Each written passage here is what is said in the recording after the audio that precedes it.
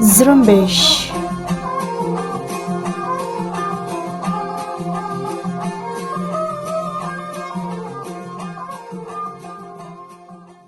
یہ ریڈیو زرمبش اردو کی آواز ہے۔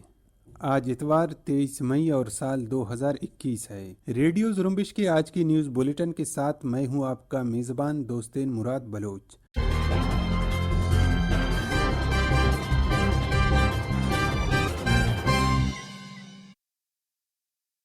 پیش خدمت ہیں آج کی نیوز بلیٹن میں شامل چند اہم خبروں کی سرخیاں۔ کیچ کے مرکزی شہر تربت میں ریاستی اہلکار ملا برکت قاتلانہ حملے میں بال بال بچ گئے۔ حملے کی ذمہ داری بلوچستان لبریشن فرنٹ نے قبول کی۔ کیچ کے علاقے دشت کاشاف میں قابض پاکستانی فوج نے لڑکیوں کے ایک سکول پر قبضہ کر لیا۔ درس و تدریس کا سلسلہ بند۔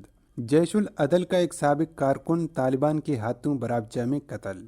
بلوچ مسنگ پرسنز ڈے پر voice for Baloch missing persons کا احتجاجی ریلی نکالنے اور آگاہی مہم چلانے کا اعلان۔ پاکستان میں 30 سال تک کے افراد کے لیے کورونا ویکسینیشن رجسٹریشن کا سلسلہ شروع۔ یہ تھیں چند اہم خبروں کی سرخیاں۔ اب پیش خدمت ہیں بلوچستان سے متعلق خبریں جو پیش کر رہی ہیں سارین بلوچ۔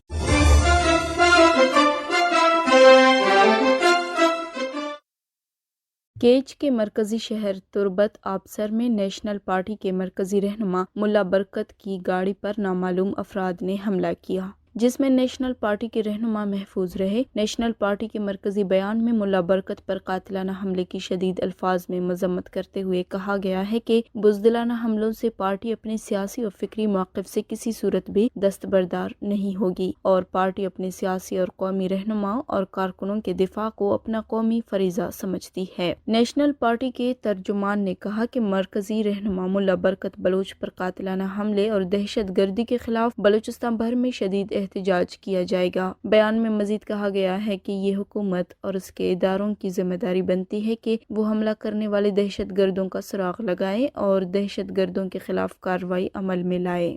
دوسری طرف بلوچستان لبریشن فرنٹ کے ترجمان میجر گوہرام بلوچ نے کہا ہے کہ جمعے کے روز ان کے سرمچاروں نے پاکستانی فوج اور خفیہ اداروں کی بنائی ہوئی ڈیتھ اسکواڈ کے سرغنہ ملا برکت پر تربت میں حملہ کیا، لیکن وہ ریاست کی دی ہوئی بلٹ پروف گاڑی کی وجہ سے محفوظ رہے۔ گوہرام بلوچ نے ایک پاکستانی پارلیمانی گروہ کی طرف سے ریاستی اہلکار ملا برکت پر سرمچاروں کے حملے کی مذمت کرنے اور بھیڑ کی کھال میں چھپے اس بھیڑیے کو سیاسی رہنما کے طور پر پیش کرنے کے عمل کو ایک شرمناک کوشش قرار دیتے ہوئے کہا ہے کہ ہم جانتے ہیں کہ پاکستانی بندوبست میں پارلیمانی سیاست کرنے والوں کی کمزوری کسی بھی شخص اور گروہ کا ووٹ بینک ہے، چاہے اس ووٹ بینک کی وجہ سے اس شخص یا گروہ کی سماجی حیثیت ہو، دولت ہو یا پھر جرائم اور ریاستی پشت پناہی سے حاصل طاقت اور اثر و رسوخ سے پھیلائی ہوئی خوف و ہراس ہو۔ گوہرام بلوچ کا کہنا تھا کہ نام نہاد پارلیمانی گروہوں کی اس کمزوری کا فائدہ اٹھاتے ہوئے ریاست اپنے اہلکاروں کو سیاسی پارٹیوں میں گھسا دیتا ہے تاکہ سیاسی ماسک پہنا کر ان جرائم پیشہ عناصر کے مکروہ چہروں کو چھپایا جائے، مگر بلوچ عوام اور سرمچاروں کے قوم دشمن کردار سے اچھی طرح آگاہ ہیں۔ کیچ میں دشت کے علاقے کاشاپ میں قابض پاکستانی فوج نے رمضان سے پہلے لڑکیوں کے ایک اسکول پر قبضہ کر کے اس کی چھت پر چوکی قائم کی ہے، جس سے علاقے کے لوگوں میں تشویش پایا جاتا ہے۔ اس حوالے سے مقامی لوگوں کا کہنا ہے کہ فوج کے لیے رہنے کے لیے کافی جگہ ہے، لیکن لڑکیوں کے لیے علاقے میں یہ واحد اسکول ہے جہاں وہ فوجیوں کی موجودگی میں اپنی بچیاں پڑھانے نہیں بھیج سکتے۔ علاقے کے عمائدین کی وفد نے اس مسئلے پر قابض فوجی حکام سے ملاقات کی ہے اور انہیں درخواست کی کہ وہ وہاں سے اپنی چوکی ختم کر دیں، جس پر فوجی حکام نے یکسر انکار کر کے جواب دیا ہے کہ انہوں نے یہ چوکی ختم کرنے کے لیے نہیں لگائی ہے اور نہ ہی وہ اٹھنے کے لیے وہاں بیٹھے ہیں۔ کاشاپ میں جب سے فوجی اہلکاروں نے اسکول پر قبضہ کر کے چوکی قائم کی ہے، اسکول میں درس و تدریس عمل معطل ہو چکا ہے اور بچیوں نے اسکول جانا چھوڑ دیا ہے۔ کاشاپ سے تعلق رکھنے والے ایک شخص اپنا نام بتانے کی شرط پر میڈیا کو بتایا کہ فوجی اہلکاروں کی وہاں موجودگی سے لوگوں کی سماجی زندگی مفلوج ہو گئی ہے اور لوگ خوفزدہ ہیں۔ فوجی اہلکاروں نے رات کو لوگوں کے باہر نکلنے پر پابندی لگائی ہے اور تنبیہ کی ہے کہ جو بھی رات کے وقت ہمیں بتائے بغیر گھر سے نکلے گا وہ اپنا ذمہ دار خود ہوگا۔ بلوچستان لبریشن فرنٹ کے ترجمان میجر گوہرام بلوچ نے کہا ہے کہ جمعرات کی شام کیچ کے علاقے ڈنڈار میں کور کے پاس قابض پاکستانی فوج کی چوکی کو بلوچ سرمچاروں نے راکٹوں اور دیگر بھاری ہتھیاروں سے نشانہ بنایا، جہاں چوکی پر دو طرفہ حملے میں قابض فوج کو جانی اور مالی نقصان پہنچا۔ میجر گوہرام بلوچ نے مذکورہ حملے کی ذمہ داری قبول کر کے کہا کہ قابض پاکستانی فوج پر حملے مقبوضہ بلوچستان کی آزادی تک جاری رہیں گے۔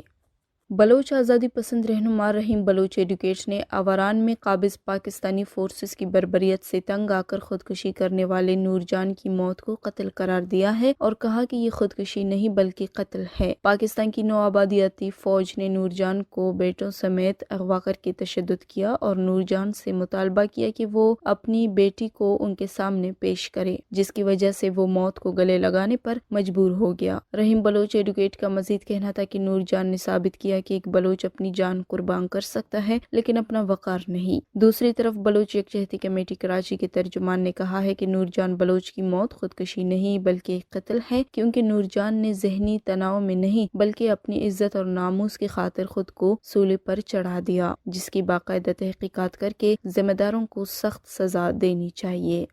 جیش العدل کے حاجی شاہ بخش درہ نامی سابق رکن کو طالبان نے قتل کر دیا ہے۔ شال میں موجود طالبان کے قریبی ذرائع نے تصدیق کی ہے، تاہم اس خبر کی تفصیلات تاحال معلوم نہیں ہو سکی ہیں۔ طالبان ذرائع کے مطابق برابچہ افغانستان میں رہنے والے سیف اللہ محمود نے حاجی شاہ بخش درہ کو ہلاک کیا ہے۔ سیف اللہ محمود کے بارے میں مزید بتایا گیا ہے کہ وہ حکومت پاکستان کے مخالف ہیں اور انہوں نے جیش العدل کے سابق رکن کو اس لیے قتل کیا کہ وہ پاکستانی فوج کے ساتھ کام کرتے ہیں اور انہوں نے پاکستانی فوج کے مفاد میں طالبان جنگجوؤں کو قتل کیا تھا۔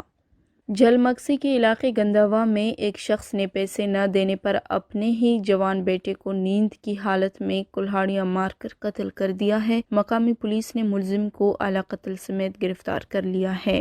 کیچ قلعہ کے گوگدان میں میرانی ڈیم روڈ پر سڑک حادثے میں ایک شخص ہلاک ہوا۔ ڈیرہ بگٹی میں موہن پٹ کے مقام پر زمینی تنازع پر فائرنگ کے تبادلے میں ایک شخص قتل ہوا۔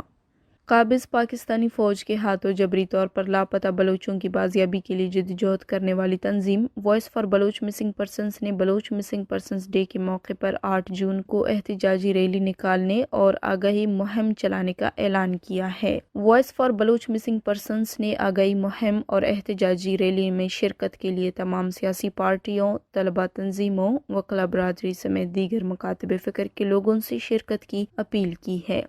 پسنی سے تعلق رکھنے والے سیاسی اور سماجی شخصیت عزیز ولد پیر بخش نے فرضی نام بالاچ کی طرف سے 7 لاکھ روپے بھتے کے مطالبے پر پولیس کو اس بارے میں کارروائی اور تحفظ دینے کے لیے درخواست دی ہے۔ عزیز نے اپنی درخواست میں کہا ہے کہ میں وارڈ نمبر 1 پسنی کا رہائشی اور ایک کاروباری شخص ہوں۔ 17 مئی سال 2021 کو میرے موبائل نمبر پر واٹس ایپ میسج موصول ہوا جس نے اپنا نام بالاچ بتایا ہے اور مجھ سے 7 لاکھ روپے طلب کیے اور مطلوبہ رقم نہ دینے کی صورت میرے بیٹے کو قتل کرنے کی دھمکی دی۔ انہوں نے کہا مذکورہ شخص نے 19 مئی کو دوبارہ دھمکی آمیز پیغامات بھیجے ہیں جس کی وجہ سے میں اور میرا خاندان شدید ذہنی تکلیف میں مبتلا ہیں۔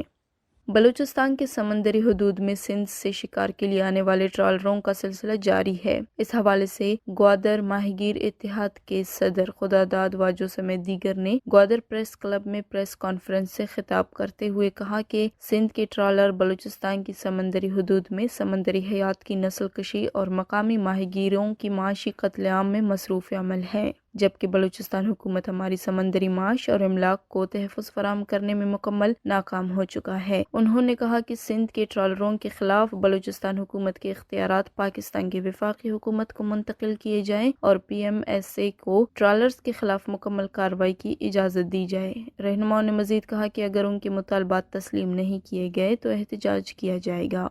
بلوچستان کے محکمہ تعلیم نے کوئٹہ کے سوا بلوچستان بھر میں تمام نجی اور سرکاری تعلیمی اداروں کو 24 مئی سے کھولنے کا اعلان کر دیا ہے۔ سیکرٹری تعلیم بلوچستان کی طرف سے جاری ایک نوٹیفیکیشن میں کہا گیا ہے کہ کوئٹہ کے علاوہ بلوچستان بھر میں سرکاری اور نجی تعلیمی ادارے 24 مئی سے کھل جائیں گے، تاہم کوئٹہ کے اسکولز NCOC کے فیصلے کے مطابق بند رہیں گے اور اسکولوں میں کورونا SOPs پر عمل درآمد یقینی بنایا جائے گا۔ سیکرٹری تعلیم شیر خان بازی کے مطابق کورونا کی 5% سے کم شرح والے علاقوں میں اسکول کھولے جا رہے ہیں۔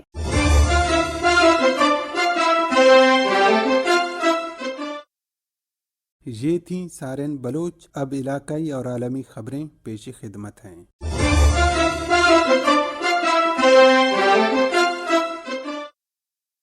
پاکستان میں کرونا وائرس سے بچاؤ کے لیے ویکسین لگانے کا عمل جاری ہے، جہاں ہفتے سے 30 سے 40 سال کی عمر کے افراد کو ویکسین لگوانے کا آغاز ہو گیا ہے، جبکہ پاکستان کے national command and control centre نے کہا ہے کہ 30 سے 40 سال کی عمر کے افراد ویکسین کے لیے رجسٹریشن کروا لیں۔ دوسری طرف پاکستان میں 4007 نئے کیس رپورٹ ہوئے ہیں کورونا وائرس کے، جبکہ مثبت کیسز کی شرح 6.43 ریکارڈ کی گئی ہے اور مزید 88 افراد ہلاک ہوئے ہیں۔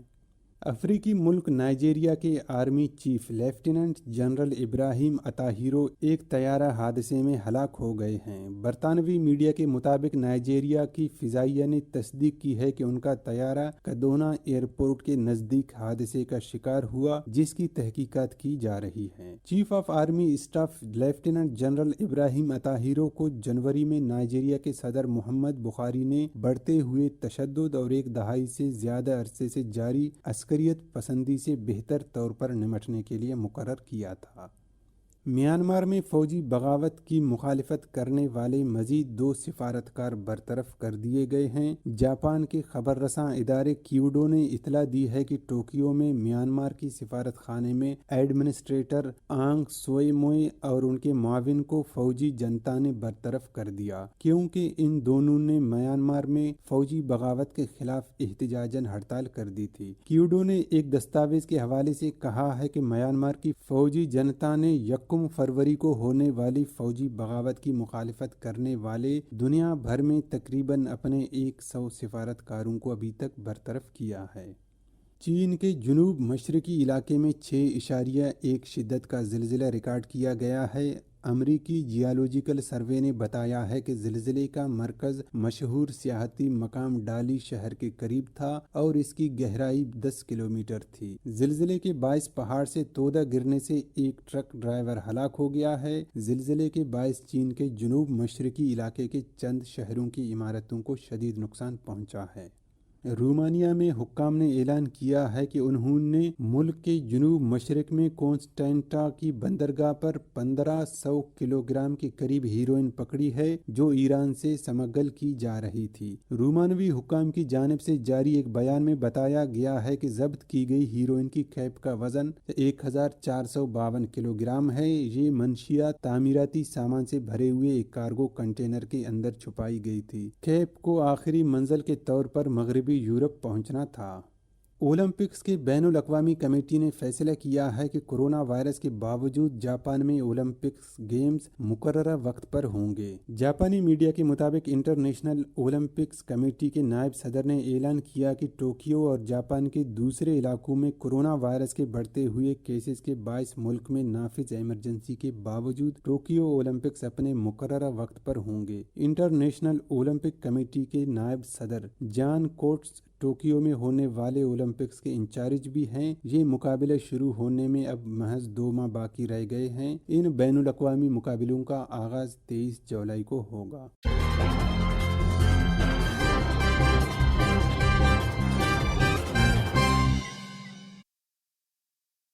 اسی کے ساتھ ہی آج کی نیوز بلیٹن کا اختتام ہوتا ہے۔ دوستین مراد بلوچ کو اجازت دیجیے اور تازہ خبروں کے لیے وزٹ کرتے رہیے ہماری ویب سائٹ زرمبش.com کو۔